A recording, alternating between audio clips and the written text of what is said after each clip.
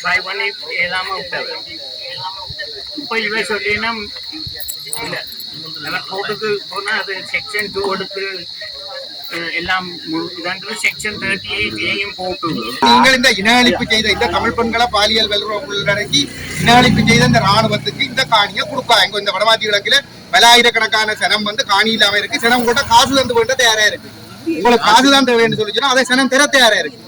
தயவு செய்து வந்து இந்த ராணுவத்துக்கு காணி கொடுக்காங்க. உங்களை மண்டாட்டமா கேட்கிறோமா, மண்டாட்டமா கேட்கிறோம். தயவு செய்து கொடுக்காங்க. தெரிஞ்சோண்டுதான் கொடுக்குறீங்க, தெரிஞ்சோண்டுதான் கொடுக்குறீங்க.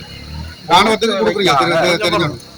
ஐயா இந்த எல்லாம் விளங்குது, அவரையும் சொல்லிட்டாரு, நீ விளக்கம் சொல்லுது. தயவு செய்து வந்து இந்த அளவுக்கு ஒத்துழைக்காங்க. 15 வருஷமாக இவியலோட இந்த காணியை தர சொல்லி தண்டிச்சு கேட்டு பார்த்து பொதுமக்கள் எதிர்ப்பு எனக்கு தெரிவிச்சு கொடுக்க வேண்டாம் இவை ஆமைக்கு என்று சொல்லி. ஆனால் நானும் 15 வருஷமாக கஷ்டப்படுறேன். இதுக்கு என்னென்ன ஒரு முடிவு வந்தால் இதில் முந்தி டைகர்ஸ் போட் ஜாடா வச்சுருந்தது, நாங்கள் விட மாட்டோம் என்று சொல்லி அவருக்கு தெரியாது. ஏனைய 20 ஏக்கர்களும் அளக்கப்பட்டு விட்டது என்பது அவருக்கு சரியாக தெரிந்திருக்கவில்லை. அது தொடர்பாக இன்று நில அளவை திணைக்களத்தினர் அந்த இடத்திலே அந்த இடத்தை 20 ஏக்கரை தான் அடையாளம் காட்ட வேண்டும் என்று கேட்ட பொழுது வந்து அவர் அதற்கு இணங்கவில்லை.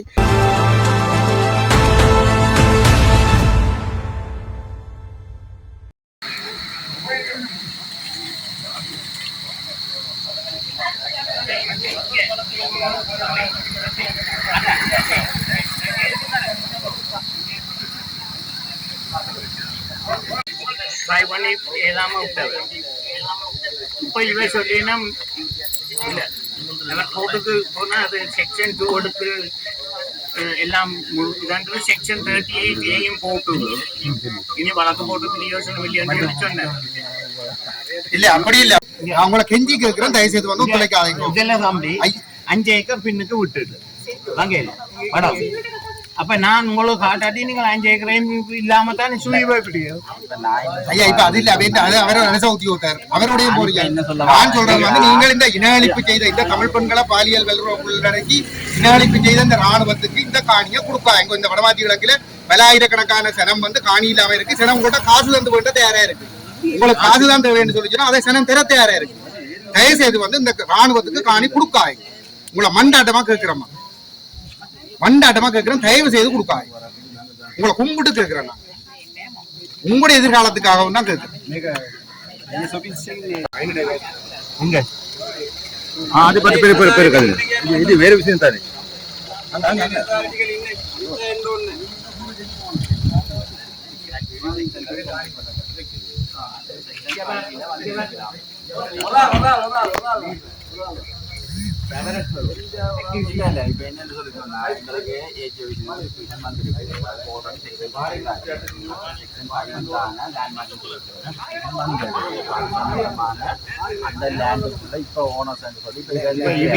உங்களுக்கு அளவீடு இந்த நோக்கத்துக்கு அளவீடு செய்யப்படுது. அளவீடு பப்ளிக்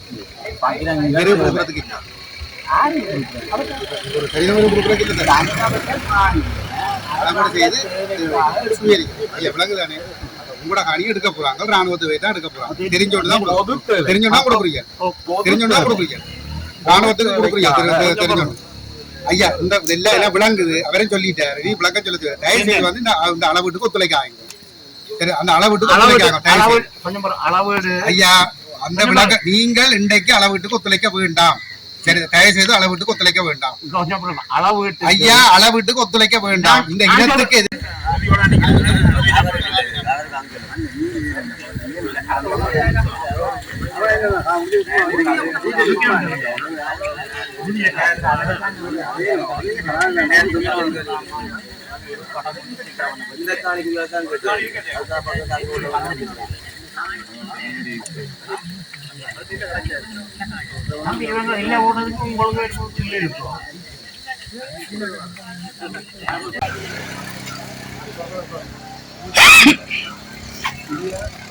முதல் செக்ஷன் 2 செக்ஷன் 5 எல்லாம் பிள்ளை எனக்கு மறுவிக்கையில் தங்கட வாட்டில் வந்தாலும் இல்லையா. எனக்கு அளந்து செய்ய சொன்னவர் நீங்கள் தான் ஒரு ஆளை அப்பாயின்ட் பண்ணியிருக்கீங்க. அந்த ஜேபியை உங்கள் சார்பாக என்ன காட்டுவது அதுக்கான டாக்குமெண்ட்ஸ் நான் ரெக்குவயர்மெண்ட் சொல்லி எனக்கு ஆபீஸுக்கு போறது டைம் இல்லாம போச்சு. ஜேபி இருக்கிறாரு இல்லோ தங்கராஜா அந்த ஜேபி அவருக்கு நீங்க தானே கடிதம் கொடுத்து அப்பாயின்மெண்ட் நீங்க அவருக்கு தெரியுமே இல்லையோ. ஓ அப்ப நீங்க சொல்லித்தான் அவர் வந்து காணிக்கு எல்ல படத்தை இருக்கிறாரு. நான் கடிதம் கொடுக்கல, எனக்கு எந்த படத்திலும் தெரியாது. ஓகே இப்ப என்ன சொல்றீங்களா அப்ப நீங்க? இப்ப நான் சொல்றேன் என்னன்னு சொன்னால் எல்லாம் எல்லாம் பிள்ளை. முதல் நோட்டீஸ் போட்டதும் பிள்ளை. ரெண்டாவது கெசட் பண்ணினது செக்ஷன் 551 ரெஜிமெண்ட். இப்போ வந்திருக்கிறது விஜயபாகு ரெஜிமெண்ட். அப்ப அவர் எழுதினவர் அவருக்கு என்ன இன்னொரு டிஜிஎஸ் எழுதினவர். இது ப்ரோசஸ் திரும்ப தொடங்கணுமா வாங்க இல்லையோ? இந்த காயத்தை நாங்கள் அனுப்பிடுவோம். அப்போ நான் நினைச்சு நீங்கள் இவ்வளோ போயிட்டோன்னா ப்ரோசஸ் திரும்ப தொடங்கி செய்கிறோம். பர்பஸ் மாறும். 551 இப்போ 10 13 என்னன்றது எல்லாமே ஒரே இதுக்குள்ள வேற ஐடியா அது வேற டிஃப்ரெண்ட் ரெஜிமெண்ட். அப்படியா? நானெல்லாம் காகிதம் எழுதி எடுத்தோம். இல்ல இதுல இப்போ 551 தெரியும். என் பெயர் வந்து சபாரட்னம் பிரதீபன். இந்த முன்னுக்குள்ள கேம்பும் இந்தியாவில் உள்ள காணியும் என்னுடைய ஃபாதர், என்னுடைய அப்பாவிற்கு சேர்ந்த காணி. அவர் பிள்ளைகளுக்கு எழுதினவர் 7 பேருக்கு. நான் தான் பவர் ஆஃப் அட்டர்னி எல்லாத்துக்கும் வச்சிருக்கிறேன். இப்போ நான் 15 வருஷமாக இவியலோட இந்த காணியை தரச்சொல்லி தண்டித்து கேட்டு பார்த்து பொலிட்டிஷியன்ஸ் மினிஸ்ட்ரி எல்லாத்துக்கும் காகிதம் போட்டு கஷ்டப்பட்டு இதுவரையில் ஒரு முடிவும் தரவில்லை. ஆனால் இப்போது அவர் செக்ஷன் 2க்கு போய் செக்ஷன் 5க்கு கண்டினியூ பண்ண போகிறோம்னு சொல்லி அக்யூசிஷன் அதுக்கு எல்லையை காட்ட சொல்லி என்னை வந்து கேட்டவ. ஆனால் எல்லையை காட்டுறதுக்கு அவன் இந்த செக்ஷன் 2 ட்ரேஷிங்கில் 24 ஏக்கர் ரெண்டு போட்டிருக்கு. உண்மையின்படி அந்த பக்கம் 28 ஏக்கர், இங்கால அவ ட்ரேசிங்கின் படி 5 ஏக்கர் ரெண்டு போட்டிருக்கணும். உண்மை இந்த பக்கம் 7 ஏக்கர். அங்கே பின்னுக்கு போய் பார்த்தா பின்னுக்கு 5 ஏக்கர் காணி அப்படியே விட்டுருக்கு, பாதையும் இல்லாமல் அளக்காமல். அப்போ நான் சொன்னேன், அளக்குறேன்டா நீங்கள் முழுவதும் அளக்க வேணும். அந்த ட்ரேசிங் செக்ஷன் 2வில் எடுத்த ட்ரேசிங் பிள்ளை நீங்கள் திரும்ப ப்ரோசஸ் பண்ணி எல்லாத்தையும் எடுக்கணும். அப்போ அதுக்கு பொதுமக்கள் எதிர்ப்பு எனக்கு தெரிவித்து கொடுக்க வேண்டாம் இது ஆமைக்கு என்று சொல்லி. ஆனால் நானும் 15 வருஷமாக கஷ்டப்படுறேன். இதுக்கு என்னென்ன ஒரு முடிவு வந்தால் எங்களுக்கு சந்தோஷம். என் சகோதரங்களும் இப்போ எல்லோரும் எங்களுக்கும் வயது போகுது. எனக்கு 75 வயது. இப்போ 15 வருஷம் 60 வயதில் வந்து எடுக்கிறத தண்டிக்கணும். ஆமிக்காரர் விடுற நோக்கம் இல்லை. மினிஸ்ட்ரி ஆஃப் டிஃபென்ஸும் மினிஸ்ட்ரி ஆஃப் லேண்டும் எழுதியிருக்கணும், இது நாங்கள் கடைசி வரையும் கொடுக்க மாட்டோம் என்று சொல்லி. இலங்கையிலையோ நீங்கள் என்ன செய்தாலும் நாங்கள் கொடுக்க மாட்டோம். ஆனால் இப்போ இந்த அளக்கிறதையும் பிள்ளையா இந்த ப்ரோசஸ் எல்லாம் பிள்ளை. இப்போ இருக்கிறது வந்து விஜயபாகு ரெஜிமெண்ட் ஒரிஜினலாக கெசட் பண்ணிக்க ரெஜிமெண்ட் 551க்கு ஹெட் குவார்ட்டர்ஸ் என்று சொல்லித்தான் கெசட் பண்ணினது. ஆனால் அதை கெசட் பண்ணி போட்டு அதையே பேருந்து அப்படியே விட்டுட்டு வேறு இடத்துக்கு போட்டினோம். அப்போ விஜயபாகு ரெஜிமெண்ட் வந்து இதில் இருக்குது. அப்போ இந்த ப்ரோசஸே there is lot of mistakes. அதை கரெக்ட் பண்ணவும் இல்லை.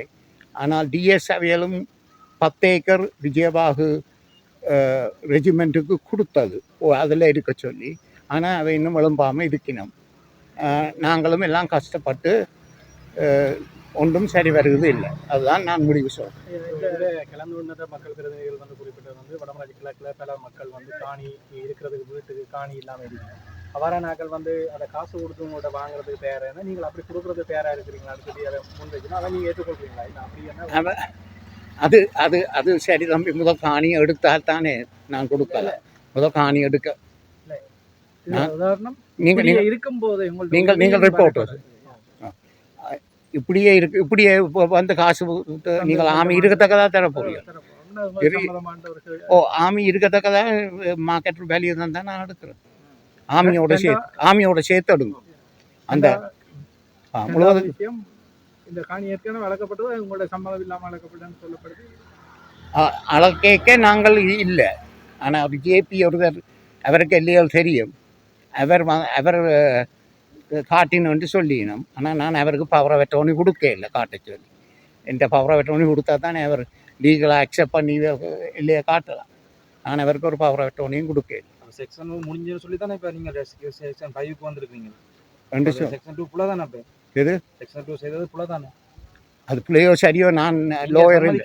நான் லோயர் இல்லை. எனக்கு அது சரிபட தெரியாது. இதில் lot of they are talking about section 38, section 2. They have done quite a lot of things to take the land. They are determined to have it. I've tried all the politicians. I've tried all the ministry. I got a big file of all the letters I've written. So my view is where people are wasting their time. பெரிய காணிகள் இப்படி இவ சொல்லினா இது safety, தங்களுக்கு security reason. கடற்கரை இதில் முந்தி tigers boat ஜாடாக வச்சுருந்தது, நாங்கள் விட மாட்டோம் என்று சொல்லினோம். இல்லையோ? அப்போ போராடியும் என்ன செய்கிறது? நீங்கள் போராடுறதுக்கு நன்றி. ஆனால் நீங்கள் இனி 10 வருஷம் போராட நாங்கள் இருக்க மாட்டோம். இது அவங்களுக்கு தான் போகும். இல்லையா? எங்கட காணியை இப்போ எடுத்து தந்தால் தான் எங்களுக்கு சந்தோஷம். இருந்தது அவ விரையினம்ன்ற எனக்கு தெரியும். காகிதம் போட்டவ நானும் வினக்கிட்ட அங்கே இருந்து வந்தேன் நான். ஆனால் இந்த ஆமி உள்ளுக்கு அளக்க பெர்மிஷன் தர மாட்டேன் என்று சொல்லி போட்டினோம். சேவையருக்கும் விட மாட்டோம், எங்களையும் விட மாட்டோம். அப்போ நீங்கள் போராடியும் ஒரு பிரயோசனம் இல்லை, அவை விடுறதுக்கு மாட்டோம்னு சொல்லி போட்டீங்க. இப்போ நான் போய் கேட்டேன். நான் அவையில் சொன்னேன், அங்கே ஹெட் ஆஃபீஸில் இருந்து தங்களுக்கு வந்திருக்கு, இன்றைக்கு ஒரு தடையும் உங்களுக்கு விட வேணாம், அளக்கவும் படாதுன்னு சொல்லி. அப்போ பேருந்து சொல்லினோம், இது செக்ஷன் 2 போட்டு செக்ஷன் 38 எடுத்து இது எங்கட காணி, இது ஏன் பேருந்து திரும்ப அளக்க போயினோம் என்று சொன்னதாம் என்று தான் இப்போ மெசேஜ். உங்களுக்கு தெரியாமலே உங்களோட காணி சுவீகரிக்கப்பட்டிருக்கு. எங்களுக்கு தெரியாமல் என்ன கெசட் பண்ணியோமே எல்லாருக்கும் தெரியும். கெசட் பண்ணால் தெரியும் தான். அங்கே கெசட்ன்றது பப்ளிக்கே போடுறது. அவையெல்லாம் நோட்டீஸ் சொன்ன அடிப்படையில் உங்களுக்கு தெரியாமல் எந்த கையெழுத்து நான் ஒன்றும் கொடுக்க இல்லை. அவைக்க உண்டு வாங்கலே என்னட்ட கையெழுத்து வாங்கல வேண்டாம். சரிதான். விரதங்கேணி தெற்கு மற்றும் விரதங்கேணி வடக்கு கிராம அபிவிருத்தியின் திசைகளுக்கு இடைப்பட்ட பகுதியிலே J428 கிராம சேவையாளர் பிரிவில் இருக்கக்கூடிய தேவதுறவு என்று அழைக்கப்படுகிற ஒரு காணி துண்டை 25 ஏக்கர்கள் அதிலே அந்த காணிகளை சுயரிப்பதற்கான ஒரு முயற்சி ஒன்று மேற்கொள்ளப்பட்டிருந்தது. அந்த இடத்திலே இப்பொழுது ஸ்ரீலங்கா இராணுவம் ஆக்கிரமித்து நிலை கொண்டிருக்கின்றது. 10வது விஜயபாகு இன்ஃபேண்ட்ரி ரெஜிமெண்ட் அந்த இடத்தை ஆக்கிரமித்து நிலை கொண்டிருக்கிறது. இந்த காணி விடுவிக்கப்பட வேண்டும் என்று காணி உரிமையாளர்கள் தொடர்ச்சியாகவே கோரி வந்திருக்கின்றார்கள். இந்த நிலையிலே அந்த காணி உரிமையாளர்களுக்கு தெரியாமலே 20 ஏக்கர் காணிகள் அளவீடு செய்யப்பட்டிருக்கிறது. இன்றைய தினம் எஞ்சிய 5 ஏக்கர் காணிகளை அளவீடு செய்வதற்கென்று ஒரு அறிவித்தல் போடப்பட்டிருந்ததாக காணி உரிமையாளர்களுக்கு சொல்லப்பட்டிருக்கிறது. அந்த காணி உரிமையாளர் சார்பிலே ஒரு நபர் இங்கே வந்திருந்தார். அவர் அந்த 5 ஏக்கர்களை அடையாளம் காட்டுவதற்காக என்று வந்திருப்பதாக அவர் இங்கே சொல்லியிருந்தார். அவரை பொறுத்தவரையிலே அவர் இறுதி வரை தாங்கள் இந்த காணிகளை விடுவிப்பதற்காக முயற்சி செய்ததாகவும், ஆனால் அது விடுவிக்கப்பட போவதில்லை என்றொரு நிலையிலே தான் தாங்கள் இதை அடையாளம் காட்டுவதற்கு தீர்மானித்திருப்பதாகவும் கூறியிருந்தார். இருந்தாலும் அவருக்கு தெரியாது ஏனைய 20 ஏக்கர்களும் அளக்கப்பட்டு விட்டது என்பது அவருக்கு சரியாக தெரிந்திருக்கவில்லை. அது தொடர்பாக இன்று நில அளவை திணைக்களத்தினர் அந்த இடத்திலே அந்த இடத்தை 20 ஏக்கரை தான் அடையாளம் காட்ட வேண்டும் என்று கேட்ட பொழுது அவர் அதற்கு இணங்கவில்லை. அவர் கூறியிருந்தார், இந்த 20 ஏக்கர் நாங்கள் எங்களுடைய சம்மதத்தோடு அடையாளம் காட்டப்படவில்லை, நீங்கள் இதை சுயரிப்பதற்காக என்று எடுக்கின்ற முயற்சிகளுக்கு தன்னால் ஒத்துழைப்பு வழங்க முடியாது என்று சொல்லியிருந்தார். அதே நேரத்திலே மருதங்கேணி வடக்கு RDS, மருதங்கேணி தெற்கு RDS கிராம அபிவிருத்தி சங்கங்களை சார்ந்தவர்களும் இந்த இடத்திலே இராணுவ முகாமுக்காக காணி கொடுக்கப்படுவதை விரும்பவில்லை. அதனை விட இந்த இராணுவ முகாமோடு சேர்ந்து ஆக்கிரமிக்கப்பட்டிருக்கக்கூடிய காணியினுடைய உரிமையாளர்களும் தங்களுடைய காணிகள் விடுவிக்கப்பட வேண்டும் என்ற நிலைப்பாட்டிலே உறுதியாக இருக்கின்றார்கள். அந்த வகையிலே இன்று இந்த 25 ஏக்கருக்கு சொந்தமான காணியை பராமரிப்பதாக சொல்லிக் கொள்ளுகிற நபருக்கு நாங்கள் கேட்டுக்கொண்டோம், இராணுவத்தினருக்கு இந்த காணிகளை கொடுக்க வேண்டாம், அதை நீங்கள் ஒரு பொது தேவைக்காக நீங்கள் வழங்குங்கள். பொது தேவைக்கு வழங்குகின்ற பொழுது அல்லது தனிநபர்களுக்கு நீங்கள் அயலில் இருக்கின்றவர்களுக்கு நீங்கள் அதை விற்பதாக இருந்தால் அதை அவர்கள் வாங்குவதற்கு தயாராக இருக்கிறார்கள். தயவு செய்து ஒரு ஆக்கிரமிப்பு நடவடிக்கைக்கு நீங்கள் ஒத்துழைக்கக்கூடாது என்று சொல்லி நாங்கள் கேட்டிருந்தோம். அந்த அடிப்படையிலே இன்று அவருடைய எதிர்பார்ப்புகள் நிறைவேறாத ஒரு நிலையிலே அதாவது அவர் அடையாளம் காட்டுவதற்கு வந்த இடம் வேறு, நில அளவை திணைக்களத்தினர் அளவீடு செய்வதற்கு வந்த இடம் வேறு என்ற முரண்பாடுகள் காரணமாக இன்று இந்த அளவீடுகள் நடைபெறவில்லை. ஆனால் நாங்கள் காணி உரிமையாளர்களிடம் கேட்டுக்கொள்கிறோம், இந்த காணிகள் நிச்சயமாக தொடர்ந்து நாங்கள் இந்த காணிகளை விடுவிக்க வேண்டும் என்று போராடுகின்ற பொழுது இந்த காணிகள் விடுவிக்கப்பட்டு உங்களுடைய கைகளுக்கு வந்து சேரும். அதுவரைக்கும் நீங்கள் கொஞ்சம் பொறுமையாக இருங்கள். இந்த காணிகளை மீட்பதற்கு நாங்கள் உங்களோடு முழுமையாக தோளோடு தோள் நின்று நாங்கள் குரல் கொடுப்போம். இந்த காணிகளை மீட்டு உங்களுக்கு தருவோம். மாறாக இந்த காணிகள் விடுவிக்கப்படாது என்கின்ற ஒரு தப்பான ஒரு எண்ணத்தோடு அந்த காணிகளை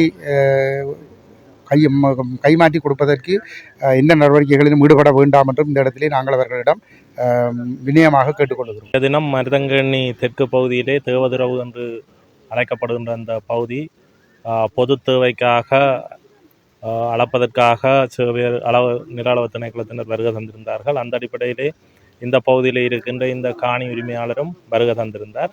இந்த காணி